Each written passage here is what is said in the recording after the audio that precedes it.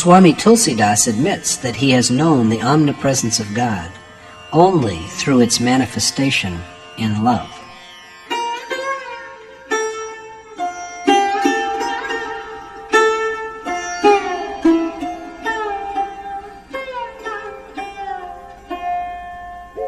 Ananta Vijayam Raja Kunti Putro Yudhishthirah Nakulah Sahadevascha Sughoshamani Pushpakau.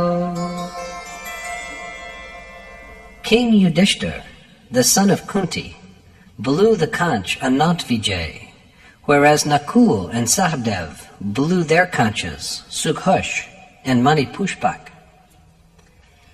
King Yudhishthir of the Pandav, one of the brothers of Arjun, blows the conch Anant Vijay, which means endless conquest. Kunti, his mother, is the very image of dutifulness, and Yudhishthir, the embodiment of dharma, or natural piety. If one's adherence to dharma is steady, Anant Vijay, endless conquest, will bring about the absorption of the self in the boundless God.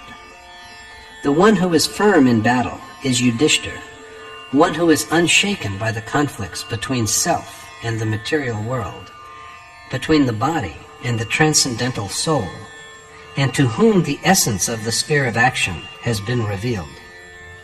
He is enabled eventually by God, who alone is real, ceaseless and immutable, to overcome all the contradictions. Nakul, who is a symbol of restraint, blows the conch named Sughosh. As restraint grows firmer, evil is subdued and the dominance of righteousness is proclaimed. Sahadev, the adherer to truth, blows on the conch which bears the name of Mani Pushpak. Sages have described each breath as a precious ruby. As is said, what a pity that we squander the jewels of our breath on idle gossip.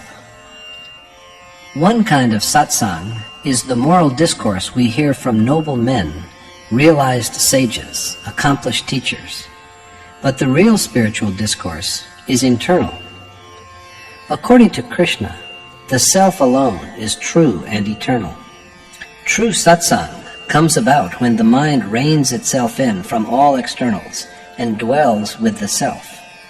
This adherence to truth is cultivated by incessant reflection, meditation, and samadhi. The more joy one feels in dwelling with the one reality, the more restraint one gains over each breath, the mind, and the instruments by which objects of sense affect the self. The day they are totally restrained is the day when we are absorbed in the ultimate essence. Providing, like a good instrument, harmonious accompaniment to the song of the self is true satsang.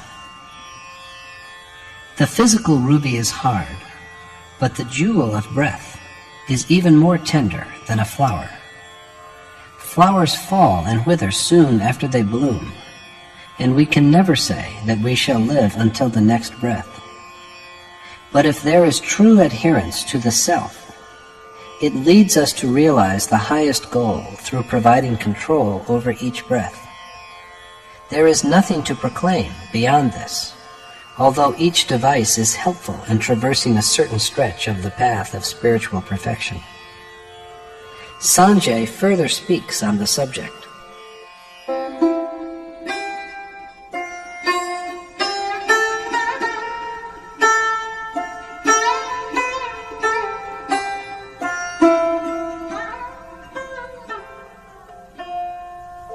काश्यश्च परमेश्वासः Shikhandi च महारथः धृष्टद्युम्नो विराटश्च सात्यकिश्चापराजितः द्रुपदो द्रौपदेयाश्च सर्वशः पृथिवीपते सौभद्रश्च महाबाहुः शङ्खान् दद्मुः पृथक् पृथक्.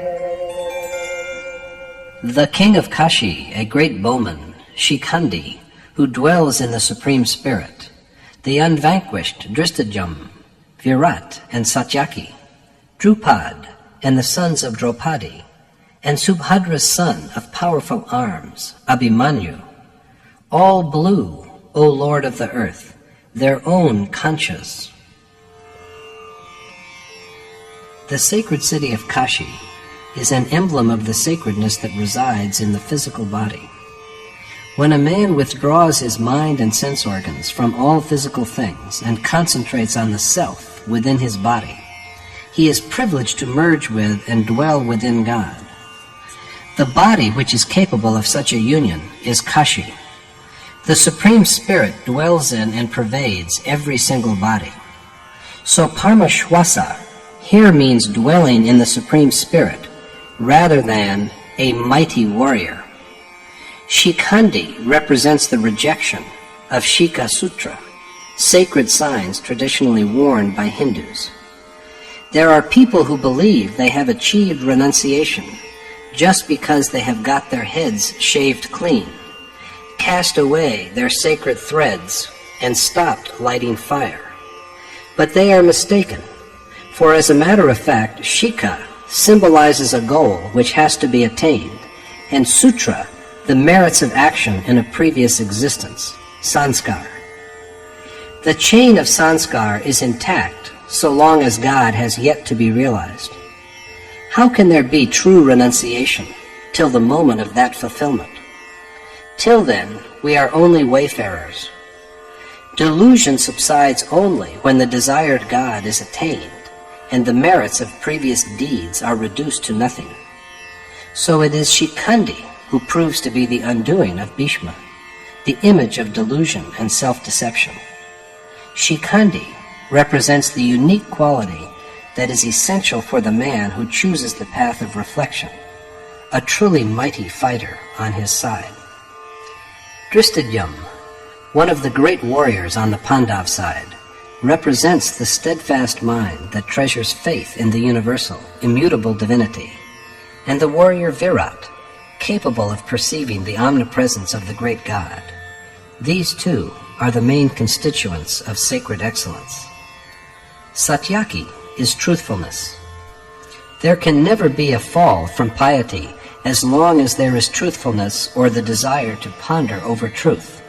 It always protects us from being routed in the war between spirit and matter. Drupad, representing the ideal of consistency and steadfastness in the performance of duty. The 5 sons of meditation like Draupadi, symbols of compassion, tenderness, beauty, and spiritual repose, who are all great warriors providing assistance to the quest for the desired goal. And the long-armed Abhimanyu, all below their separate conchas. The word arm, as used here, is a symbol of the sphere of action. When the mind is freed from fear, its reach is immensely enlarged. So Sanjay once again addresses the blind king Dhritarashtra and acquaints him with how the chiefs of the Pandav army have made their proclamations with their conchas. Each one of them is a prerequisite of the skill of traversing a certain length of the way to spiritual liberation. Their observance is necessary, and that is why they are enumerated in detail. However, there is, after these preliminary stages, that stretch of the path which is beyond the perceiving mind and intellect. This is the length along which one is enabled to travel only by the blessedness of the great God's awakening within the self. He stands up from the self as vision and is self-evident.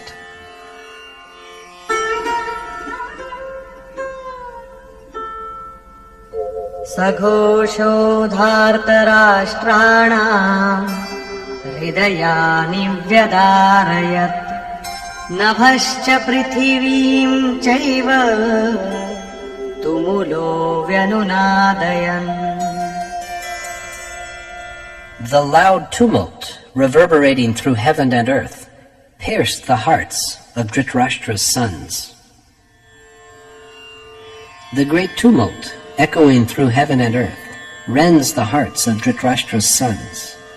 There is the Pandav army also, but the hearts that are rent are only those of the Kaurav, of Dhritarashtra's sons. When the mana of Panchjanya, made up of true knowledge, realization of the infinite, destruction of evil, and affirmation of piety, begins to flow, the Kaurav hearts, with their unrighteous and outward-looking impulses, can only be rent. Their power wanes by and by, and if the process meets with success, infatuation ceases to exist altogether.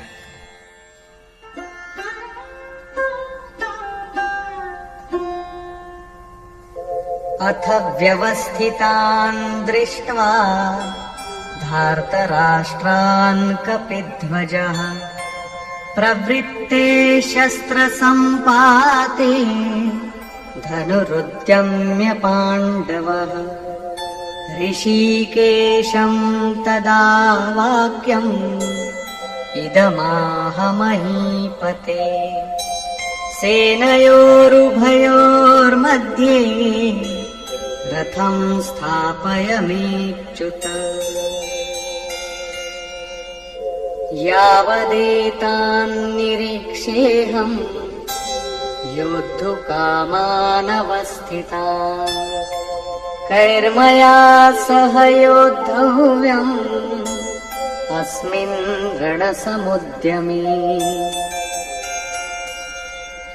Then, O king, after viewing the sons of Dhritarashtra in array, when the discharge of missiles was about to commence, Kunti's son Arjun, whose ensign bore the image of Hanuman, raised his bow and spoke to Rishikesh thus: O Achyut, Krishna, keep my chariot between the two armies, so that I may watch those who are formed up for combat, and know whom I have to fight in the ensuing battle. Sanjay, an epitome of self-restraint, endeavors to enlighten the mind of Dhritarashtra, lying under a pall of ignorance, by pointing out that apart from the other exemplary captains of the Pandav army, there is the Hanuman ensign of Arjuna. Hanuman, a symbol of true renunciation. Disenchantment with the world and the desire to renounce it are the mark of Arjuna's battle standard. Some interpreters have named this standard the, quote, monkey ensign because of its frenzied fluttering. But this is unacceptable, for the primate exhibited on the ensign is no common monkey, but the god Hanuman himself, who has risen above all distinctions. To him honor and dishonor are the same. Giving up lust for material objects which have been heard or seen, of worldly objects and sensual pleasures, is renunciation. So, after having seen Dhritarashtra's sons arrayed just when missiles are about to be launched, Arjuna, whose distinctive motto is renunciation, lifts his bow and speaks to Rishikesh, the lord and master of the senses and knower of the mysteries of the heart, addressing him as the infallible. He requests his charioteer, Krishna, to station the chariot between the two armies. His words, however, are not words of command to a charioteer, but a prayer by a devotee to the worshipped one, a noble sage and accomplished teacher. But why does he want Krishna to park the chariot? Arjuna wants to ascertain well who the warriors intent upon battle are, whom he has to fight in this business of warfare. योत्स्यमानानवेक्षेऽहम् य एतेऽत्र समागताः धार्तराष्ट्रस्य दुर्बुद्धेर्युद्धे प्रियचिकीर्षवः. Because I wish to observe those who have assembled here to fight for pleasing Dhritarashtra's wicked-minded son Duryodhana in the battle. Arjuna wants the chariot to be parked in front of the Kaurav so that he may see the kings desirous of battle who have joined the evil-minded Duryodhana for the sake of his happiness, for Duryodhana who represents excessive attachment. Arjuna wishes to observe well the kings who have assembled to fight in the war for the cause of infatuation of Duryodhana, the usurper king.